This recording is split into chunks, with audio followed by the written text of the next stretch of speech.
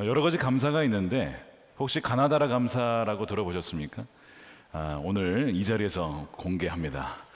가부터 가나다라 마바사에서 핫까지 있는데 여러분들이 외쳐주시면 제가 이 가나다라 감사를 소개하도록 하겠습니다. 먼저 가는 저부터 하겠습니다. 가족에게 감사하자. 나부터 감사하자. 다시 감사하자. 라이프 스타일이 감사가 되게 하자. 마음껏 감사하자. 바로바로 감사하자. 사건 사고까지도 감사하자. 아름다운 자연을 감사하자. 자잘한 일상 속에서도 감사하자. 차선도 감사하자. 카운트하듯 감사하자. 타이밍을 맞춰 감사하자. 파노라마처럼 감사를 펼쳐보자. 하루하루의 삶을 주신 주님께 감사하자, 이겁니다. 할렐루야. 네. 필요하신 분은 나중에 홈페이지 참고하시면 원고가 올라와 있으니 나중에 그냥 카피 앤 페이스트 하시면 되겠습니다.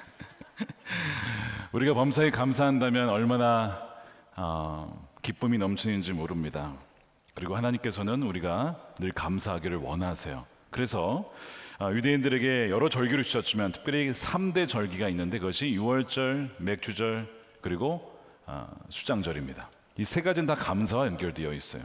이 유월절은 이스라엘 백성들을 애굽에서 건져주신 날을 기념하는 것이죠. 건져주신 하나님을 기억하고 감사하라. 그래서 유대인들의 달력의 첫 달은 이 유월절이 있는 아비벌에서 시작을 합니다. 그것을 기억하라는 거야. 그리고 이제 49일이 지나서 출애굽하여서 시내산에 이르렀을 때쯤에 77절 49일이 지났어요. 77에 49. 바로 77절을 지키라고 하면서 맥주절을 명하시는데 바로 이것은 중간 감사입니다. 과정에 감사합니다. 신뢰에 감사하고 미리 감사를 드리는 것이죠. 그래서 출애굽기에 보면 하나님께서 백성들에게 너희들이 이제 가나안 땅에 가게 되면 농사를 짓게 되어서 열매를 얻게 될 거야. 첫 열매를 구별해서 맥주절을 지키라 라고 말씀을 하세요. 그것이 출애굽기 23장 16절입니다. 너희는 너희가 애써서 밭에 씨를 뿌려서 거둔 곡식의 첫 열매로 first fruits를 얘기하죠. 첫 열매로 맥주절을 지켜야 한다. 이 맥주절의 맥이 보리맥으로 아시는 분들이 많은데 물론 번역이 그래서 그렇게 생각하실 수 있겠지만 엄밀히 말하면 이 보리가 아니고 소맥이라고 하는 밀입니다. 밀추수를 말하는 거야.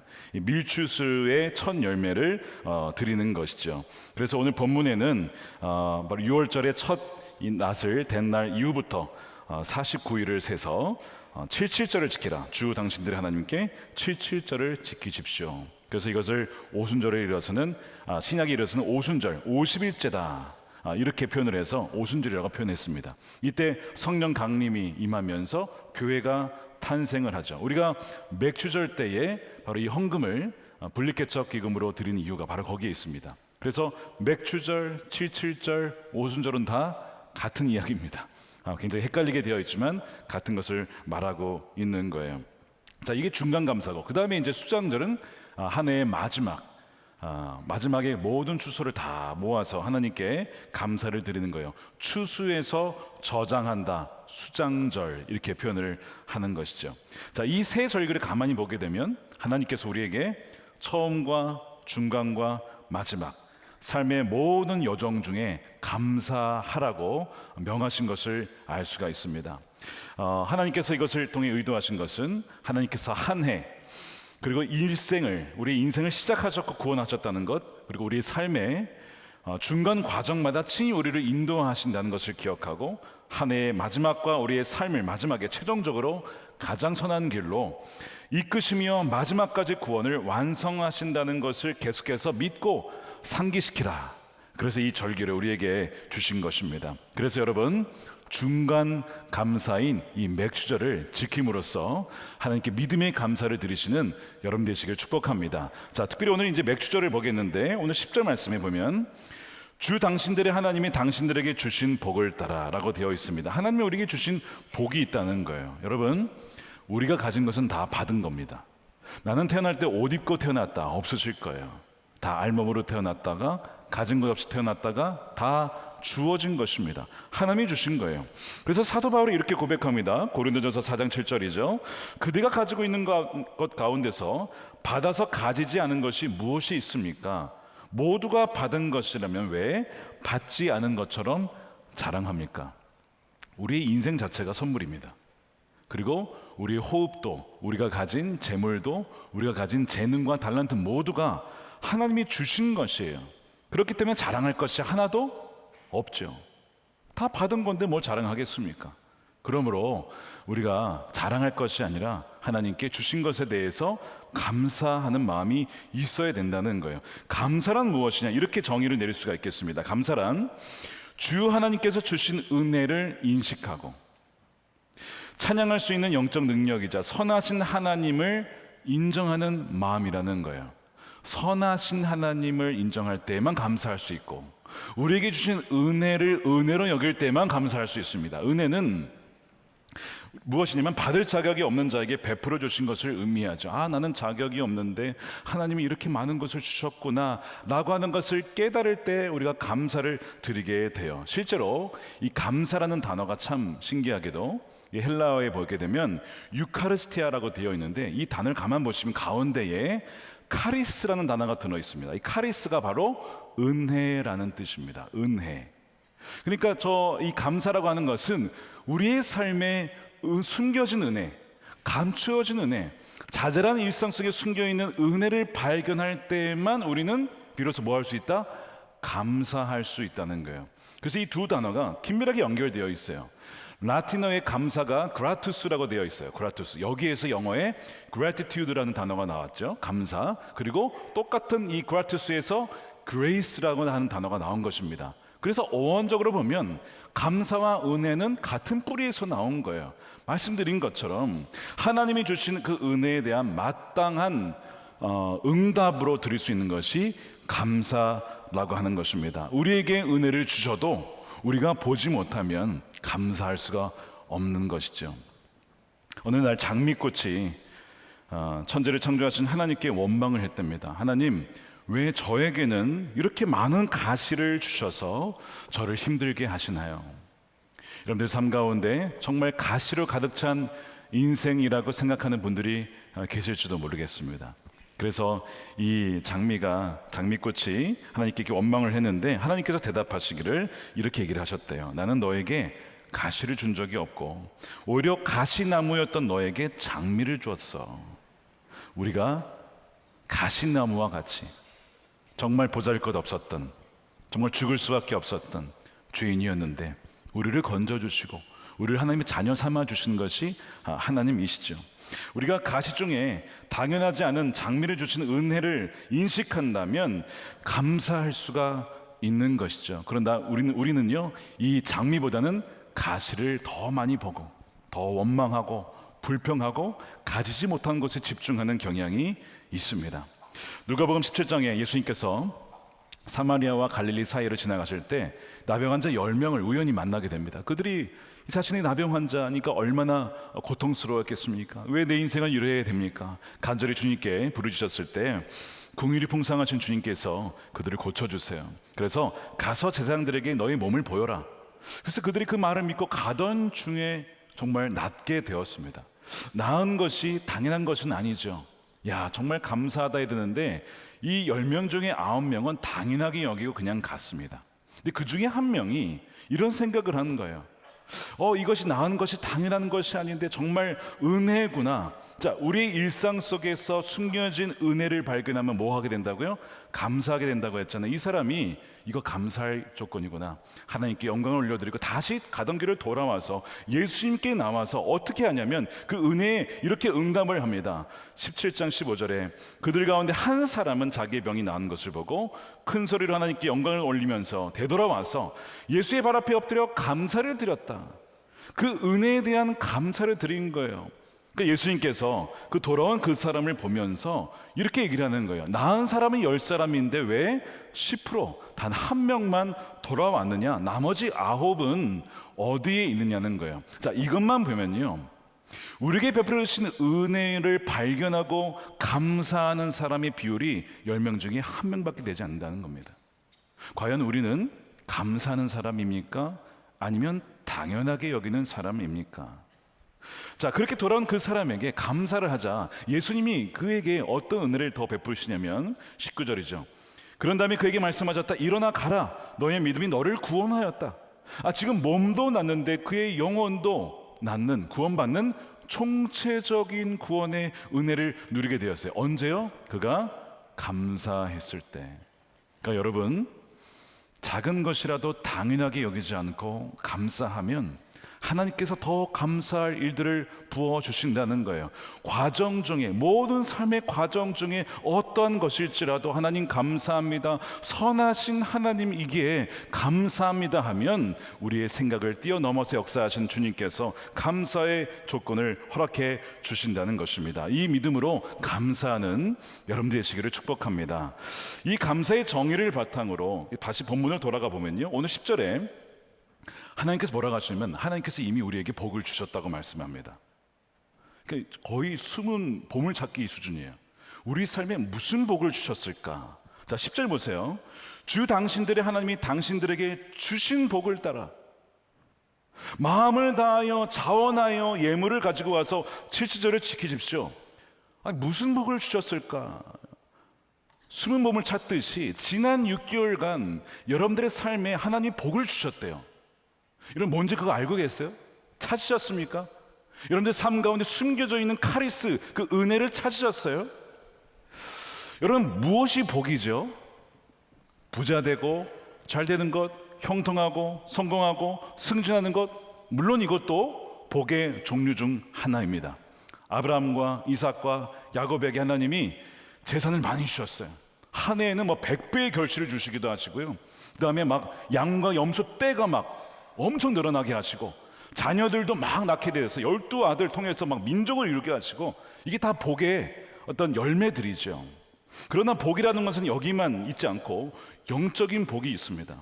죄 사함을 받는 복, 얼마나 큰 복인지 몰라요. 영생을 누리고 평강을 누리고 두려움과 근심 때문에 잠을 이루지 못하는 이들이 얼마나 많은지 모릅니다. 그런데 평강을 누리고 무엇보다도 하나님과 동행하고 또한 그 하나님이 나와 함께 하시는 복, 이것이 가장 귀한 복인 것이죠. 근데 이 10절에 보면 이미 우리에게 복을 주셨다는 거예요. 믿으십니까? 복을 주셨대요. 자, 10절에 보니까 복이라고 쓰인 단어, 이 히브리어 바락이라고 하는 기본적인 의미가 무엇이냐면 무릎을 꿇답니다. 굉장히 의외죠. 복을 주다, 복에 대한 의미에서 무릎을 꿇다라는 의미가 있답니다. 그래서 복을 준다는 것은 상대방을 무릎 꿇은 상태로 만든다라는 의미가 있어요. 누구에게? 하나님께. 보통 무릎을 꿇는다는 것은 별로 좋은 의미가 아니잖아요. 그렇죠? 졌다, 실패했다, 항복할 때 이렇게 무릎을 꿇잖아요. 좋은 의미가 별로 아닌데 이상하게 성경은 복을 주다의 의미가 이 무릎을 꿇다라는 의미가 갖고 있습니다. 왜 그럴까? 누가 복받은 사람이냐면 하나님께 무릎 꿇고 경외하고 경배하는 자가 복받은 사람이라는 겁니다. 이것이 성경이 말하는 복이에요. 그래서 하나님 앞에 나아가서 무릎 꿇고 엎드려 경배하는 그 모습, 그 사람이 진정 복의 근원 되신 하나님 앞에 엎드린 자, 그리하여 또한 그 복의 근원이 되어지는 진정한 복 있는 사람이라는 뜻이 바로 이 바락이라고 하는 원어에 담겨 있는 의미입니다. 그래서 복받은 자는 단지 겉으로 봐서는 알 수가 없습니다. 그 마음의 중심과 태도를 봐야만 알 수가 있는 거예요. 자, 예를 들면 누가복음에 부자와 나사로 이야기가 나옵니다. 부자는 매일마다 호화로운 파티를 열어요. 부족함이 없습니다. 누가 봐도 복받은 사람이죠. 반면에 나사로는 거지입니다.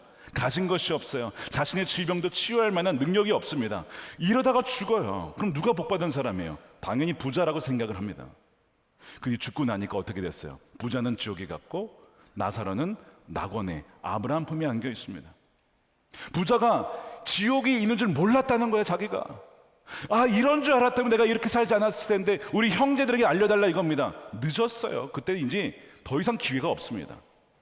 그러나 나사로는 천국에서 하나님 품에, 그 아브라함 품에 안겨 있는 것입니다. 여러분 누가 복받은 자예요? 결론을 보니까 나사로입니다. 자, 그럼 나사로는 왜 그 품에 안겨 있을까요? 가난해서? 여러분 가난하다고 천국 가는 거 아닙니다. 나사로가 가진 것은 없었지만 그의 마음의 중심에 하나님을 의지하고 하나님께 무릎을 꿇고 겸손히 의지했던 사람, 그 믿음이 있었던 사람인 것을 암시하고 있는 것이죠. 자, 그러면 이 말씀에 의하면 여러분들은 복받은 사람입니까? 여러분 돌아보셔야 돼요. 아까 나병 환자였다가 치유받은 사마리아 여인 돌아왔죠? 돌아와서 예수님께 어떤 모습으로 나온지 보셨습니까? 다시 볼까요? 16절에 예수의 발 앞에 엎드려 감사를 드렸다. 엎드려 감사를 드리는 그 모습이 복 있는 사람의 모습이에요. 어떤 형편이 있든지 어떤 고난 중에 있든지 그것 때문에 하나님 앞에 엎드리게 되었고 하나님께 경배하게 되었다면 여러분 그것은 복 있는 사람입니다. 그것이 받은 복이라고 하는 거예요. 지난달에 본교회 저희 교회 초등학교 5학년 남학생 둘이서 서로 친구인데 한 친구가 이렇게 묻더랍니다. 넌 나중에 어떤 배우자를 만날 것 같아? 애들이 요즘은 빨라졌어요. 초등학교부터 벌써 그 관심이 있는 거야. 근데 이제 그 친구는 별로 생각이 없었던 것 같아. 근데 어쨌든 야 우리 배우자를 위해서 미래 배우자를 위해서 기도를 하자. 그래가지고 한 친구를 더 해가지고 셋이서 이 초등학교 5학년 남학생들이 간 곳이 마가의 다락방입니다. 그 방에 들어가가지고 거기서 또 보고 배운 건 있어가지고 말씀을 펴고 한 장씩 읽으면서 말씀 기도를 한 거 아닙니까? 그래서 배우자를 위해서 기도하고 가족을 위해서 기도하고 자신들의 미래의 비전을 위해서 기도를 하면서 그렇게 있었는데 마가 다락방을 지키는 권사님이 계세요. 지키는 권사님이 계세요. 애들이 와서 그러고 놀고 있으니까 너희들 문 열더니 너 여기서 놀면 안 돼! 혼냈어요. 그러니까 애들이 저 여기서 노는 거 아니에요. 저희 기도하고 있는 거예요. 배우자를 위해서 기도하고 있는 거예요. 뭐 이런 얘기를 하니까 그 권사님 순간 성령의 감동이 확 임하면서 용돈 10,000원씩 줬다는 거 아닙니까? 여러분 기도하면 용돈도 이게 결론이 아니고요. 제가 왜 이렇게 자세히 아냐? 그 셋 중에 한 명이 저희 집에 삽니다. 저는 사실 이 사실을 알고 있었지만 용돈 받는 줄은 몰랐습니다. 저한테 얘기를 안 했거든요. 용돈 받았다는 얘기를. 뭐 어찌됐든 결론이 그게 아니라 아이들이 무릎을 꿇었다는데 초점이 있는 거예요. 내 인생에 대해서, 미래에 대해서, 미래의 배우자에 대해서 내가 택하고 내가 골라서 내가 잘하면 내 인생을 좌지우지할 수 있다는 생각이 아니고 하나님 앞에 무릎 꿇고 나의 인생을 인도해 달라고 그렇게 마음을 먹고 주 앞에 기도의 자리로 나아가야 하신 것, 바로 그 상태가 복 있는 사람인 것이죠. 저는 단지 이 아이들만이 아니고요, 지금 우리 교회의 다음 세대에 바로 그런 놀라운 부흥의 역사들이 일어나고 있는 줄로 믿습니다. 크고 작은 그런 에피소드들이 있어요. 제가 다 설명할 수는 없지만 지난주에 우리 신한다 목사님께서 이야기를 하시면서 자기는 솔직히 너무 다음 세대가 암울해서 믿지 못했다는 거예요. 그런데 그 이야기를 듣고 회개했다는 거예요. 하나님, 제가 믿지 못했습니다. 하나님, 제가 회개합니다. 뭐죠? 첫 열매, 작은 거잖아요. 그 작은 열매를 보고 그 미래에 하나님께서 풍성한 열매를 주실 것을 믿지 못했던 자기의 연약함을 회개하는 그 이야기를 하셨어요. 사랑하는 여러분, 작은 것, 우리의 삶의 일상에, 자잘한 일상 속에 보여지는 카리스, 은혜를 발견하면 감사할 수 있고 하나님께서 그 감사를 받으시고 정말 수장전에 풍성한 완전한 열매를 여러분들의 삶 가운데 주게 될 줄로 믿습니다. 우리가 그 믿음으로 감사해야 된다는 거예요. 자, 이 복받은 자는 주께 무릎 꿇은 자다 라는 이것을 바탕으로 여러분들이 6개월을 지난 전반기를 한번 돌아보시길 바랍니다. 어떤 분은요, 부동산과 주식이나 여러 가지 투자를 잘 하셔서 재정적으로 넉넉하게 되신 분이 계실 거예요. 자, 그래서 하나님께 더 나아가게 되고 무릎 꿇게 되셨습니까? 더 사랑하게 되셨습니까? 그래서 더 이웃을 내 몸과 같이 사랑하며 나누게 되셨습니까? 그렇다고 한다면 정말 복받은 분이십니다. 그런데 그 재산 때문에, 부유해졌기 때문에 하나님과 멀어지셨습니까? 물론 우리 교회에 그런 분이 없으리라 생각은 하지만 돈이 더 많아졌기 때문에 주님을 의지하지 않게 되고 예배도 형식적으로 드리게 되었다면 여러분, 그건 복이 아니죠. 그럼 복이 될 수가 없습니다. 더 나쁘게 말하면 저주가 될 수도 있어요. 지난주에 복음과 도시라고 하는 목회자 네트워크 모임의 이사 수련회에 다녔습니다. 거기 한 목사님을 만났어요. 목회를 하다가 실패하신 분이에요. 그러다 지금 참 어렵게 목회를 하시는 분인데 이런 얘기를 하시는 거예요. 목사님, 유튜브와 홈페이지에 검색되지 않는 교회는 사실상 존재하지 않는 교회처럼 느껴집니다. 그런 얘기를 하시는 거예요. 분명히 있는 교회인데 작은 교회들은 검색조차 되지 않아서 일반 사람들이 보기에 마치 존재하지 않는 것처럼 본다는 겁니다. 그래서 소외된다는 거예요. 제가 그 얘기를 들으면서 공감을 했어요. 왜요? 저도 작은 교회를 섬겨봤기 때문에. 그 작은 교회를 섬긴다는 것이 얼마나 어렵고 고독하고 외로운 일인지를 알기 때문에 그분의 마음을 이해할 수가 있었습니다. 그래서 누군가가 도와달라고 하면 남의 일 같지가 않아요. 저의 예전에 힘들었을 때에, 어려웠을 때의 생각이 나기 때문에 요청을 하면 도와주고 싶은 마음이 있는 거예요. 지난 한 주에 참 우리 장로님께서 귀한 결정을 내려주셨어요. 호남 선교연회에 낙도라고 하는 섬입니다. 거기에 이제 교회들이 있는데 참 어려운 교회들이죠.